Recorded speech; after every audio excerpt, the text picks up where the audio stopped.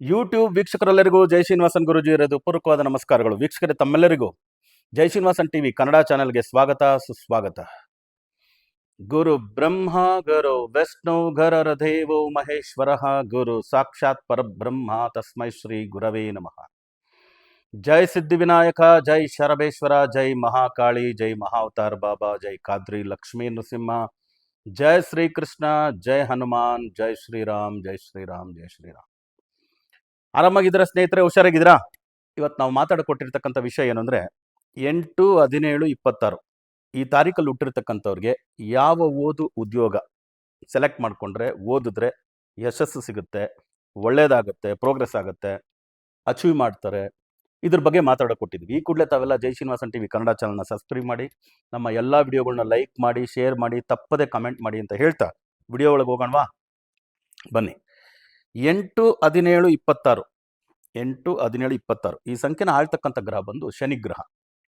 So ಶನಿಗ್ರಹದ characteristics, mannerisms, merit points, strength, weakness ಎಲ್ಲ ನಾವು ಕಳೆದ ವಿಡಿಯೋದಲ್ಲಿ ನೋಡಿದ್ದೀವಿ. ಸೊ ಆ ಕ್ಯಾರೆಕ್ಟರ್ ಮ್ಯಾನರಿಸಮ್ಗೆ ತಕ್ಕನಾಗೆ ಇವರ ಉದ್ಯೋಗನ ಇವರು ಸೆಲೆಕ್ಟ್ ಮಾಡ್ಕೊಳ್ಳೋದು ಉತ್ತಮ. ನಿಜ ತಾನೆ? ನಮ್ಮ ಆಟಿಟ್ಯೂಡ್ ಹೆಂಗಿರುತ್ತೋ ಅದಕ್ಕೆ ತಕ್ಕನಾದಂಥ ಜಾಬ್ನ ನಾವು ಸೆಲೆಕ್ಟ್ ಮಾಡ್ಕೋಬೇಕು. ಅದಕ್ಕೆ ತಕ್ಕನಾದಂಥ ಎಜುಕೇಷನ್, ಅಕಾಡೆಮಿಕ್ ಎಜುಕೇಷನ್ ಇಲ್ಲ ಅಂದರೆ ಎಕ್ಸ್ಪೀರಿಯನ್ಸ್, ಎಜುಕೇಷನ್ ಇಲ್ಲ ಅಂದರೆ ಎಕ್ಸ್ಪೀರಿಯನ್ಸ್, ಇಷ್ಟೇ ಮಾತಾಡೋದು. ಎಜುಕೇಷನ್ ಜೊತೆ ಎಕ್ಸ್ಪೀರಿಯನ್ಸ್ ಇದ್ಬಿಟ್ರೆ ಟ್ರಮೆಂಡಸ್ ಲೈಫ್. ಅದರಿಂದ 8ನೇ ಸಂಖ್ಯೆಯಲ್ಲಿ ಹುಟ್ಟೋರಿಗೆ ಫಸ್ಟ್ ಪ್ರಿಯಾರಿಟಿನೇ ನಾವು ಆಂಜನೇಯನ ಹೋಲಿಸ್ತೀವಿ. ಅವ್ರಿಗೆ ದೇವರುಗಳನ್ನ ಹೋಲಿಸ್ಬೇಕಂದ್ರೆ 8, 17, 26ನೇ ತಾರೀಕು ಹುಟ್ಟೋರಿಗೆ ಆಂಜನೇಯ ಅಧಿದೇವತೆ ಅಂತ. ಆಂಜನೇಯನೇ ಮೊದಲು ಮೆಡಿಕಲ್ ರೆಪ್ಪು ಅಲ್ವಾ? ಲಕ್ಷ್ಮಣ ಪ್ರಜ್ಞೆ ತಪ್ಪಿ ಬಿದ್ದಾಗ ಅವನ್ನ ಬದುಕಿಸ್ಬೇಕು ಅಂತ ಹೇಳಿ ರಾಮಾಯಣದಲ್ಲಿ ಅಲ್ಲಿಂದ ಹೊರಟು ಸಂಜೀವಿನಿ ಹುಡುಕಕ್ಕೆ ಹೋಗಿ ಸಿಗದೆ ಸಂಜೀವಿನಿ ಪರ್ವತವನ್ನೇ ಎತ್ಕೊಂಡು ಬಂದ್ಬಿಟ್ಟ. ಆಮೇಲೆ ಸಂಜೀವಿನಿ ತೆಗೆದು ಲಕ್ಷ್ಮಣನನ್ನು ಉಳಿಸಿದ್ರು ಅಂತ. ಆಗ ಮೆಡಿಕಲ್ ಫೀಲ್ಡ್ ಇವರಿಗೆ ಹೇಳಿ ಮಾಡಿಸಿದ್ರು. ಅದರಿಂದ ಮೆಡಿಕಲಲ್ಲಿ ಎಷ್ಟಿದೆ, ಭಾಳಷ್ಟಿದೆ ಮೆಡಿಕಲಲ್ಲಿ, ಮೆಡಿಸನ್ಸ್. ಸೊ ಫಾರ್ಮಸಿ ಓದ್ಬಿಟ್ಟು ಮೆಡಿಕಲ್ ಸ್ಟೋರ್ಗಾದ್ರೂ ಹೋಗ್ಬೋದು, ರೆಪ್ಪು ಅದು ಇದು ಮೆಡಿಕಲ್ ಸ್ಟೋರ್ಸ್ ಇಟ್ಕೊಂಡು ಹೋಗ್ಬೋದು.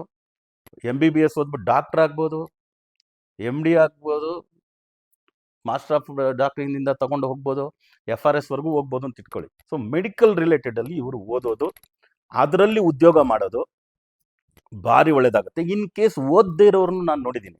ಅದೊಂದು ಬರುತ್ತಲ್ಲ ಪಾಯಿಂಟ್, ಏನೋ ಒಂದು PUC ಓದ್ಬಿಟ್ಟು PUCಗೆ ಕಟ್ ಆಫ್ ಆಗ್ಬಿಡ್ತಾರೆ.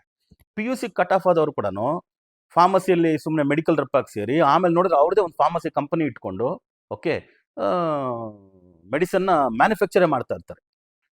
ಮೆಡಿಸಿನ್ಸ್ ಕೆಲವೆಲ್ಲ ಮ್ಯಾನುಫ್ಯಾಕ್ಚರ್ ಮಾಡ್ತಕ್ಕಂಥವ್ರನ್ನೆಲ್ಲ ನೋಡಿದ್ದೀನಿ. ಅದರಿಂದ ಮೆಡಿಕಲ್ ರಿಲೇಟೆಡಲ್ಲಿ ಇಂಟ್ರೆಸ್ಟ್ ಸಣ್ಣ ವಯಸ್ಸಲ್ಲೇ ತೋರಿಸ್ಬಿಟ್ರಂದ್ರೆ ಅದಕ್ಕೆ ತಕ್ಕನಾಗೆ ತಗೊಂಡು ಹೋಗ್ಬೋದು. ಆಮೇಲೆ ಆಂಜನೇಯಂದು ಇನ್ನೊಂದು ಗುಣ, ಆಂಜನೇಯಂದು ಏನು ತಗೋಬೋದು ಗುಣ?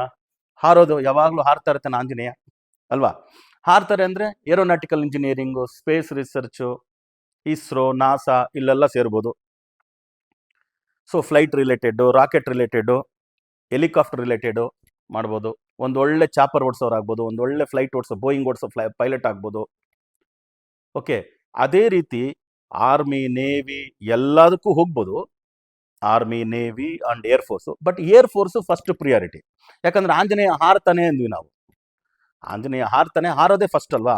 ಆಂಜನೇಯ ನಡ್ಕೊಂಡು ಹೋಗ್ತಾನೆ, ಆಂಜನೇಯ ಈಜೊಡ್ಕೊಂಡು ಹೋಗ್ತಾನೆ, ಅದೆಲ್ಲ ಇರ್ಬೋದು. ಭೂಮಿ ಆಮೇಲೆ ಜಲ ಇರ್ಬೋದು. ವಾಯುನೇ ಜಾಸ್ತಿ, ವಾಯುಪುತ್ರ ಹನುಮಾನ್.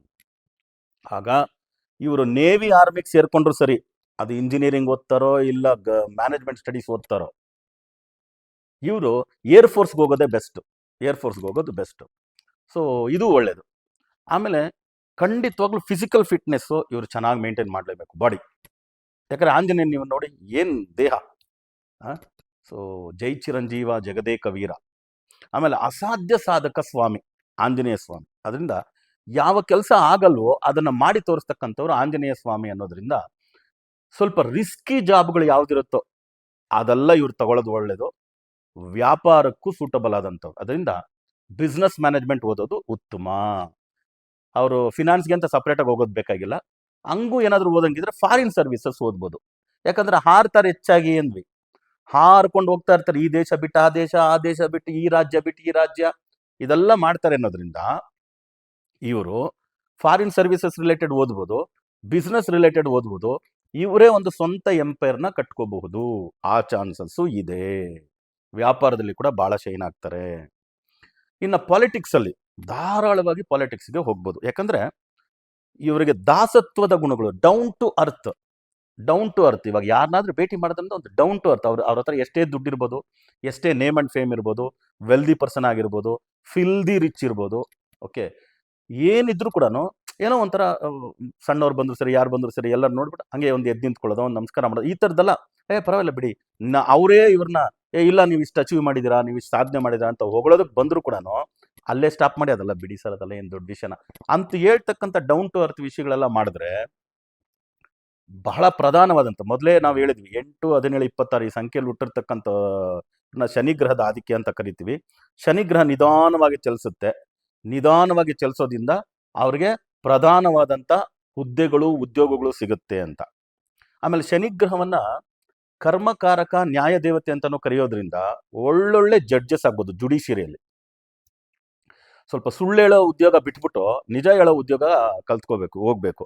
ಸೊ ನಾವು ಅಡ್ವೊಕೇಟ್ ಆಗಿ ಪ್ರಾಕ್ಟೀಸ್ ಮಾಡುವಾಗ ಮ್ಯಾನಿಪುಲೇಷನ್ ಅದು ಇದು ಸ್ವಲ್ಪ ಹಂಗೆ ಹಿಂಗೆ ಮಾಡಲೇಬೇಕಾಗ್ತದೆ. ಮಾಡಲಿಲ್ಲ ಅಂದರೆ ಕಷ್ಟ. ಬಟ್ ಜಡ್ಜ್ಮೆಂಟ್ ಅಂದಾಗ ಅಲ್ಲಿ ಮ್ಯಾನಿಪುಲೇಷನ್ಸ್ ಇರಲ್ಲ. ಆದ್ದರಿಂದ ಒಂದು ಒಳ್ಳೆ ಉನ್ನತ ಹುದ್ದೆ. ಆಮೇಲೆ ಪ್ರಧಾನ ಹುದ್ದೆ ಅಂದೆ, ಇವಾಗ ಮಂತ್ರಿ ಅಂದರೂ ಪ್ರಧಾನಮಂತ್ರಿ, ಮಂತ್ರಿ ಅಂದರೂ ಮುಖ್ಯಮಂತ್ರಿ, ಜಡ್ಜ್ ಅಂದರೂ high court judge, supreme court judge, ಈ ಥರ ಮ್ಯಾಜಿಸ್ಟ್ರೇಟ್ ಜಡ್ಜಸ್ಸಿಂದ ಆ ಜಡ್ಜಸ್, ಯಾಕಂದರೆ ಹೈಟಲ್ಲಿ ಕೂತಿರ್ತಾರೆ ಅವರು, ಹೈಟಲ್ಲಿ ಇರ್ತಾರೆ. ಹೈಟಲ್ಲಿ ಇದ್ದಾಗ ಎಂಥವರೇ ಆಗಲಿ ಅವ್ರು ಬಂದಿದ ತಕ್ಷಣ ಎಲ್ಲರೂ ಎದ್ದು ನಿಂತ್ಕೋಬೇಕು. ಸೊ ಅವಾಗ ನ್ಯಾಯಾಧೀಶರು, ಒಳ್ಳೊಳ್ಳೆ ನ್ಯಾಯಾಧೀಶರನ್ನ 8, 17, 26ರಲ್ಲಿ ನೋಡ್ಬೋದು. ಜುಡಿಷಿಯರಿ ಇಷ್ಟ ಇದ್ದರೆ ಹೋಗ್ಬೋದು. ಅಡ್ವೊಕಸಿ ಪ್ರಾಕ್ಟೀಸ್ ಮಾಡೋದಕ್ಕಿಂತ ಜಡ್ಜಿಗೆ ಹೋಗೋದು ಉತ್ತಮ. ಅದೇ ರೀತಿ ಪೊಲಿಟಿಕ್ಸಲ್ಲಿ ಕೂಡ, ಯಾಕಂದರೆ ಇದೆಲ್ಲ ತುಂಬ ತಮ್ಮನ್ನು ತಾವು ಎದುರುಗಡೆ ಇರ್ತಕ್ಕಂಥ ವ್ಯಕ್ತಿಗೆ ನ್ಯಾಯ ಒದಗಿಸ್ಬೇಕು ಅಂತ ಹೇಳ್ತಕ್ಕಂಥ ಕೆಲಸ ಕಾರ್ಯಗಳನ್ನ ಮಾಡುವಾಗ ನಮಗೆ ಬಹಳ ಒಂದು ಉನ್ನತವಾದಂಥ ಪಟ್ಟ ಸಿಗುತ್ತೆ. ಶನಿಶ್ಚರ ಅಂತ ಕರೆಯುವಾಗ ನಿಧಾನವಾಗಿ ಚಲಿಸ್ತಾನೆ ಗ್ರಹ. ಶನಿ ಈಶ್ವರ ಅಂತಲೂ ಕರೆಯೋದು ಉಂಟು ಕೆಲವು ಇದರಲ್ಲಿ. ಈಶ್ವರನೇ ಎದುರುಗಡೆ ಇದ್ದಾನೆ ಅಂದರೆ ಅವನ ಟರ್ಮ್ ಬಂದರೆ ಅವನನ್ನು ಹೋಗಿ ಹಿಡಿಬೇಕು ಅಂತ ಇದ್ದು ಶನಿಗೆ ಈಶ್ವರ ಪಟ್ಟ ಸಿಕ್ತು ಅಂತ. ಈಶ್ವರ ಪಟ್ಟ ಲಭಿಸೋದು ಅಷ್ಟು ಈಸಿನೇ. ಆದ್ದರಿಂದ ಮನುಷ್ಯರಲ್ಲಿ ನಾವೊಂದು ಈಶ್ವರ ಪಟ್ಟ ತಗೊಳ್ತಕ್ಕಂಥದ್ದು, ಕೆಲಸ ಕಾರ್ಯಗಳನ್ನ ಮಾಡಿ ಆ ಥರ ಉದ್ಯೋಗಗಳು ಕೂಡ ಇವ್ರನ್ನ ಅರಸ್ಕೊಂಡು ಬರೋದ್ರಿಂದ dignified honourable positions, honourable post ಇವರಿಗೆ ಸಿಗುತ್ತೆ. ಎಲ್ಲ ಕೆಲಸ ಕಾರ್ಯವೂ ಹಾನರಬಲೇ. ಬಟ್ ಹಾನರಬಲ್ ಅಂದರೆ ಒಂದು ಗವರ್ನರ್, ಒಂದು ಮಿನಿಸ್ಟರ್, ಒಂದು ಸೆಂಟ್ರಲ್ ಮಿನಿಸ್ಟರ್, ಒಂದು ಪ್ರೈಮ್ ಮಿನಿಸ್ಟರ್, ಜಡ್ಜ್, ನ್ಯಾಯಾಧೀಶರು, ಇಂಥವ್ರಿಗೆ ಜಾಸ್ತಿ. ಸೊ ಅದರಿಂದ ಆ ಉದ್ಯೋಗಗಳು ಕೂಡ ಇವರು ಹೋಗ್ಬೋದು. ಅದಕ್ಕೆ ಸಂಬಂಧವಾದಂಥ ಓದ್ಬೋದು.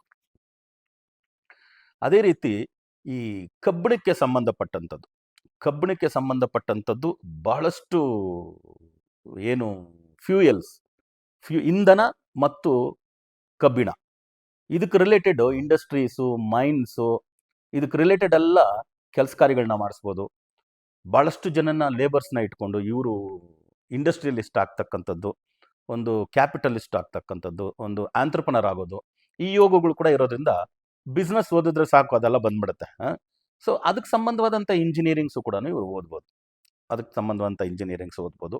ಸೊ ಕಾಮನ್ ಆಗಿ ಸಿನಿಮಾ ಕೂಡ ಹೇಳಿದ್ದೀನಿ, ಸಿನಿಮಾ ಕೂಡ ಚೆನ್ನಾಗಿರುತ್ತೆ. ಇದೆಲ್ಲ ಸಿನಿಮಾ ಅನ್ನೋದೆಲ್ಲ ಇವರಿಗೆ ಒಂದು ಸ್ವಲ್ಪ ಸೆಕೆಂಡ್ ಪ್ರಿಯಾರಿಟಿನೇ. 8, 17, 26ರಲ್ಲಿ ಸಿನಿಮಾದಲ್ಲಿ ಅಂದನು ಭಾಳ ಕಮ್ಮಿನೇ. ಸೊ ಕೆಲವರು ಇದ್ದಾರೆ, ಒಳ್ಳೊಳ್ಳೆ ಸ್ಟಾರ್ಸ್ ಇದ್ದಾರೆ, ಸ್ವಲ್ಪ ಕಷ್ಟಪಟ್ಟು ಶ್ರಮಪಟ್ಟು ಬಂದವರು ಇದ್ದಾರೆ, ಬಾರ್ನ್ ಸಿಲ್ವರ್ ಸ್ಪೂನು ಕೂಡ ಇದ್ದಾರೆ. ಸೊ ಆಲ್ಮೋಸ್ಟ್ 8ನೇ ತಾರೀಕು ಕೊಟ್ಟಿರ್ತಕ್ಕಂಥವ್ರಲ್ಲಿ ಎಲ್ಲ ಪಾಯಿಂಟ್ಸು ಟಚ್ ಮಾಡಿದ್ವಲ್ಲ. ತುಂಬ ಮುಖ್ಯವಾಗಿ ನೋಡಿ, ಬಾಡಿ ಬಿಲ್ಡಿಂಗ್ ಅಂತ ಹೇಳಿದೆ. ಬಾಡಿ ಬಿಲ್ಡಿಂಗು ಎಸ್ಪೆಷಲಿ ಬಾಡಿ ಬಗ್ಗೆ ಕೇರ್ ತಗೊಳ್ಳೋದು ಸ್ಪೋರ್ಟ್ಸ್ ಪರ್ಸನಾಲಿಟೀಸ್ ಜಾಸ್ತಿ. ಅದರಿಂದ ಸಾಹಸಮಯವಾದಂಥ ಸ್ಪೋರ್ಟ್ಸು, ಇವಾಗೇನು ಕರಾಟೆ, ಬಾಕ್ಸಿಂಗ್, ಇದೆಲ್ಲ ರಿಸ್ಕಿ. ಒಂದ್ಸತಿ ಮುಗ್ಗಿಗೆ ಪಂಚ್ ಮಾಡಿದ್ರೆ ಫ್ರ್ಯಾಕ್ಚರ್ ಆಗ್ಬಿಟ್ಟು ರಕ್ತ ಸೋರ್ಬಿಡುತ್ತೆ, ಇಲ್ಲ ತಲೆ ಗಿಲೆಗೆ ಬಿಡಿದ್ರೆ ಮೆದುಳಿಗೆಲ್ಲ ಅಲ್ಲಾಡ್ಬಿಡುತ್ತೆ. ಆ ಥರ ಸ್ವಲ್ಪ ಕಷ್ಟಕರವಾದಂಥ ಸ್ಪೋರ್ಟ್ಸು. ಇವಾಗ ಸ್ವಿಮ್ಮಿಂಗ್ ಈಸ್ ಆಲ್ಸೋ ಕಷ್ಟ ಇರ್ಬೋದು, ರನ್ನಿಂಗ್ ಕಷ್ಟ ಇರ್ಬೋದು, ಯಾವುದೇ ಇರ್ಬೋದು. But boxing, karate, swording, archery, shooting, ಈ ಥರದ್ದೆಲ್ಲ ಯಾವ್ಯಾವ್ದಿದೆಯೋ ಇದೆಲ್ಲ ಇವರು ಸಾಹಸಮಯವಾದಂಥ ಕ್ರೀಡೆಗಳಲ್ಲಿ ಭಾಗವಹಿಸ್ಬೋದು. ಅದರಲ್ಲಿ ಒಳ್ಳೆ ಸ್ಪೋರ್ಟ್ಸ್ ಪರ್ಸನಾಲಿಟಿಯಾಗಿ ಬಂದು, ನಾನು ಮೊದಲೇ ಹೇಳಿದೆ ಇವರಿಗೆ ಪದವಿಗಳು, ಆಮೇಲೆ ಅವಾರ್ಡ್ಸು, ರಿವಾರ್ಡ್ಸು ತುಂಬ ಹುಡ್ಕೊಂಡು ಬರುತ್ತೆ. ಯಾಕಂದರೆ 8, 17, 26 ಅಂದರೆ ಶನಿಗ್ರಹ, ಗ್ರಹಗಳಲ್ಲಿ ಸ್ವಲ್ಪ ದೊಡ್ಡ ಗ್ರಹ. ಅದಕ್ಕೆ 2.5 ವರ್ಷ ಒಂದು ಮನೆಯಿಂದ ಒಂದು ರಾಶಿಯಿಂದ ಒಂದು ರಾಶಿಗೆ ಹೋಗೋದಕ್ಕೆ ತಗೊಳುತ್ತೆ ಅಂತ. ಅದರಿಂದ ಅವಾರ್ಡ್ಸು, ರಿವಾರ್ಡ್ಸು ಇವಾಗ ಪದ್ಮಭೂಷಣ, ಪದ್ಮವಿಭೂಷಣ, ಏಕಲವ್ಯ, ಅರ್ಜುನ ಅವಾರ್ಡ್ ಈ ಥರ ಎಲ್ಲ ಅವಾರ್ಡ್ಸ್ ಇರುತ್ತಲ್ಲ, ಸ್ಪೋರ್ಟ್ಸಲ್ಲಿ ಇವ್ರು ಇದ್ರು ಅಂದರೆ ಖಂಡಿತವಾಗ್ಲೂ ಅದೆಲ್ಲ ಸ್ವಲ್ಪ ಕಾಣಿಸ್ತು ಸ್ಪೋರ್ಟ್ಸಲ್ಲಿ ಅಂದರೆ ಸ್ಪೋರ್ಟ್ಸಿಗೆ ಬಿಟ್ಬಿಡಿ ಇವ್ರನ್ನ.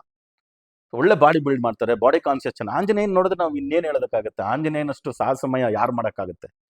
ಅವರ ಗುಣಗಳನ್ನ ಎಲ್ಲ ಇವ್ರು ಮೈಗೂಡಿಸ್ಕೊಂಡ್ಬಿಡ್ಬೋದು. ಆಂಜನೇಯನು ಇವ್ರು ಪೂಜೆ ಮಾಡೋಕ್ಕೆ ಸ್ಟಾರ್ಟ್ ಮಾಡಿಬಿಟ್ರೆ 8, 17, 26ನೇ ತಾರೀಕು ಕೊಟ್ಟರೋರು ಓಹೋ ಅಂತ ಬಂದ್ಬಿಡ್ತಾರೆ. ಓಹೋ ಅಂತ ಬರ್ತಾರೆ, ತುಂಬ ಉನ್ನತವಾದಂಥ ಸ್ಥಾನಮಾನಕ್ಕೆ ಬರ್ತಾರೆ, ತುಂಬ ಚೆನ್ನಾಗಿರ್ತಾರೆ. ಸೊ ಆಲ್ಮೋಸ್ಟ್ ಸ್ಪೋರ್ಟ್ಸ್ದಿಂದ ಹಿಡಿದು ಮೆಡಿಕಲ್ ಫೀಲ್ಡ್ ತುಂಬ ಚೆನ್ನಾಗಾಗುತ್ತೆ ಅಂದ್ವಿ, ಬಿಸ್ನೆಸ್ ಹೋಗುತ್ತೆ ಅಂದ್ವಿ, ಪೊಲಿಟಿಕ್ಸ್ ಚೆನ್ನಾಗಿದೆ ಅಂದ್ವಿ, ಸಿನಿಮಾ ಸೆಕೆಂಡ್ರಿ ಪರವಾಗಿಲ್ಲ ಅದು ಮಾಡ್ಬೋದು ಅಂದ್ವಿ, ಏರ್ ಫೋರ್ಸು ಏರೋನಾಟಿಕಲ್ ರಿಲೇಟೆಡ್ ಅಂದ್ವಿ, ಎಲ್ಲ ಪಾಯಿಂಟ್ಸು ಟಚ್ ಮಾಡಿದ್ವಿ. ಸೊ ಮಕ್ಕಳಿಗೆ ನಾವು ತಂದೆ ತಾಯಿಗಳಾಗಿ ಎಲ್ರೂ BCom ಓದು, ಎಲ್ರೂ BSc ಓದು, ಎಲ್ರೂ ಇದು BA ಓದು, BS MA ಓದು, ಈ ಥರ ನೋಡ್ಕೊಳ್ಳದೆ ಆಯಾ ಸಂಖ್ಯೆಯಲ್ಲಿ ಹುಟ್ಟಿರ್ತಕ್ಕಂಥವ್ರಿಗೆ ಆ ಗ್ರಹ ಆಧಿಕ್ಯಕ್ಕೆ ತಕ್ಕಂಗೆ ನಾವು ತೊಗೊಂಡೋದ್ರೆ ಖಂಡಿತವಾಗ್ಲೂ ತುಂಬ ಉನ್ನತವಾದಂಥ ಸ್ಥಾನಮಾನಕ್ಕೆ ಬರ್ತಾರೆ. ಅದ್ರಲ್ಲಿ 2 ಮಾತಿಲ್ಲ ಅಂತ ಹೇಳ್ತಾ, ಇವರು ಲೈಫ್ ಟೈಮ್ ಚೆನ್ನಾಗಿರೋದಕ್ಕೆ 8, 17, 26ನೇ ತಾರೀಕು ಕೊಟ್ಟವರು ತುಂಬ ಚೆನ್ನಾಗಿರೋದಕ್ಕೆ ಒಂದು ನೀಲಿ ಬಣ್ಣದ ದಾರ ತಗೊಳ್ಳಿ. ನೀಲಿ ಬಣ್ಣದ ದಾರದಲ್ಲಿ 51 ಗಂಟುಗಳು ಹಾಕಿ ಅದನ್ನು ನೀವು ಆಂಜನೇಯನ ದೇವಸ್ಥಾನನೇ ತಗೊಂಡೋಗಿ ಇಟ್ಟು, ಒಂದು ಶುಕ್ರವಾರದ ದಿನ ಇಟ್ಟು, ಓಕೆ, ಇಲ್ಲ ಶನಿವಾರದ ದಿನ ಇಟ್ಟು ಪೂಜೆ ಮಾಡಿ, ಶುಕ್ರವಾರ ಇಲ್ಲಾಂದರೆ ಶನಿವಾರ ಇಟ್ಟು ಪೂಜೆ ಮಾಡಿ, ಬಲಗೈಗೆ ಗಂಡು ಮಕ್ಕಳು, ಎಡಗೈಗೆ ಹೆಣ್ಣು ಮಕ್ಕಳು ಕಟ್ಕೊಳ್ಳಿ. 48 ದಿನ ಅದು ಕೈಯಲ್ಲಿರಲಿ. 48 ದಿನ ಆದಮೇಲೆ ಅದನ್ನು ದೃಷ್ಟಿ ತೆಗೆದು ಈಚೆ ಹಾಕಿ ಇನ್ನೊಂದು ದಾರವನ್ನು ಕಟ್ಕೋಬೋದು. ಇದು ನಮ್ಮ ಲೈಫ್ ಟೈಮ್ಗೆ ನೀವು ಮಾಡ್ಕೊಂಬನ್ನಿ. ನಿಮಗೆ ಬರ್ತಕ್ಕಂಥ ಯಾವುದೇ ಸಮಸ್ಯೆ ಇದ್ದರೂ ಎಲ್ಲ ಹಿಂಗೆ ಹೋಗ್ತಾ ಇರುತ್ತೆ. ಓಕೆ, ಎಲ್ಲ ರೀತಿ ಒಳ್ಳೆಯದು ನಿಮ್ಗಾಗುತ್ತೆ ಅಂತ ಹೇಳ್ತಾ, ಸಿದ್ಧಿವಿನಾಯಕ ಶರಬೇಶ್ವರ ಸ್ವಾಮಿ ನಿಮಗೂ ನಿಮ್ಮ ಕುಟುಂಬದವರು ಎಲ್ಲರಿಗೂ ಆಯುರಾರೋಗ್ಯ ಅಷ್ಟೇಶ್ವರನ ಅನುಗ್ರಹ ಮಾಡಲಿ ಅಂತ ಪ್ರಾರ್ಥನೆ ಮಾಡ್ತಾ, ಮತ್ತೆ ಹೊಸ ವಿಡಿಯೋಗಳೊಂದಿಗೆ ತಮ್ಮನ್ನು ಭೇಟಿ ಮಾಡ್ತೀನಿ. ಅಲ್ಲಿವರೆಗೂ ಆರಾಮಾಗಿರಿ, ಹುಷಾರಾಗಿರಿ ಅಂತ ಹೇಳ್ತಾ ತಮ್ಮಿಂದ ಬಿಡುಗಡೆ ತಗೊಳ್ತಿರೋದು ತಮ್ಮೆಲ್ಲರ ಜಯ ಶ್ರೀನಿವಾಸನ್ ಗುರುಜಿ. ಲೋಕ ಸಮಸ್ತ ಸುಖಿನೋ ಭವಂತು, ಸರ್ವೇ ಜನ ಸುಖಿನೋ ಭವಂತು, ವಸುದೈವ ಕುಟುಂಬಕಂ.